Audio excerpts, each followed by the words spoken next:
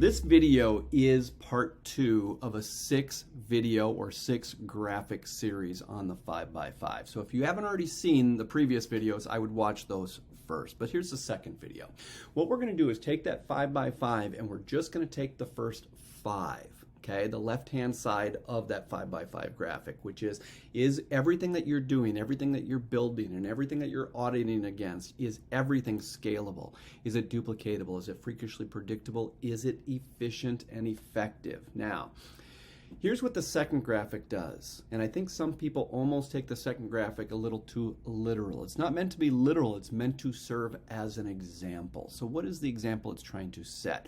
So how do you know if something is scalable? You as an organization, you want to figure out what is an appropriate question. That's important. What is an appropriate question for you to ask yourselves and your organization to ask each other to help determine if it's scalable based on your vision and your definition of what scalability is. So just here's one version, and this is what's on the graphic. This does not mean that this is the right question for you, but it's telling you to not actually have a question to determine if you're scalable is unacceptable.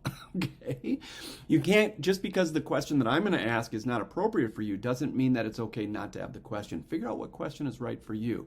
So I had asked this question during a specific part of my career when we were building certain systems, and I asked, how do I know if it's scalable? So the question would be very simply this: would I still do it this way if our business was 3 times this size tomorrow? Think about that. Is sometimes we build systems because that's what we need right now. But by the time that our organization, say, grew to 3 times that size, now we are so overwhelmed, we are so busy. Yes, we need new systems. We need systems that can help 3 times the size of our business currently. But the fact is now we are so busy, we are so overwhelmed, we don't have time to really step back and actually develop the new system that will help serve us. So when we are building our initial system or the current system that we're going to build, do we build it based on what our current need is, or should we actually have a little foresight and try to determine what would this need to look like if our business had 3 times this volume, and is there a reason why we can't build that today? Okay, so I can go deeper and deeper and deeper into that, but I think you get the basic concept. So what would be the right question for you to help you and your organization determine what question would we need to ask ourselves to help us determine, yes, this is scalable? Next thing, duplicatable. Again, don't ask this question, ask what question is appropriate for you. But based on what we were doing, is it duplicatable? So we were making hires. And so the question is everything should be, question or statement, everything should be at a 2nd grade level, and it shouldn't take real talent for someone to succeed in our system. What I mean by that is not that we don't want to hire real talent, but it doesn't require real talent to actually work the system. Okay? Our systems are designed for their success. It's an actual system and a roadmap that we've provided that it guarantees their success as long as they work the system. Now, if we hire someone with real talent, it doesn't take real talent for them to work our system. What happens is our systems are set up for their success anyways. What the real talent does is it brings something in addition to that to the table. So after they learn our systems and they can do it in their sleep, that extra talent that they're bringing to the table, that helps bring our organization to a whole nother level. It's not the talent that's required to work the systems that we've developed.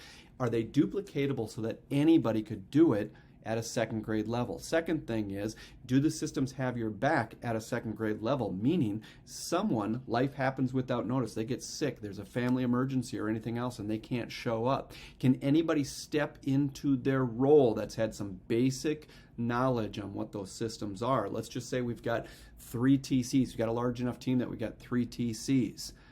I don't care if these other 2 TCs have never been in this person's file, but if they can't show up tomorrow, can anybody step in their place with no knowledge of their files And literally the customers don't even know that anybody is missing because you are able to step in at a second grade level and pick up where that person left off. Are your systems that duplicatable? Freakishly predictable. That I want to do an hour-long video, but I said that these videos would be around 5 minutes long.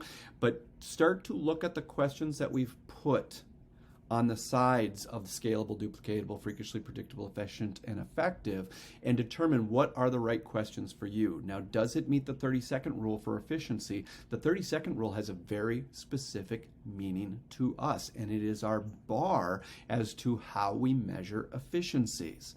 Now, I don't expect you to have a 30-second rule. You might not even understand what my 30-second rule is. So what is your measure? So 5 by 5 is key. Everything is informed by, filtered through, and audited against. Now you go into each of those sides, and right now we're on the left-hand side of that graphic, and ask yourself, what are the questions and the statements that we should have to help us determine if what we are doing is scalable, duplicatable, so on and so forth. So I hope that helps you, that that's what that graphic is about. Not telling you to use my questions, my statements, but to tell you to create what is appropriate for your organization so you know if you are scalable, duplicatable. All right, let's move on to the next graphic.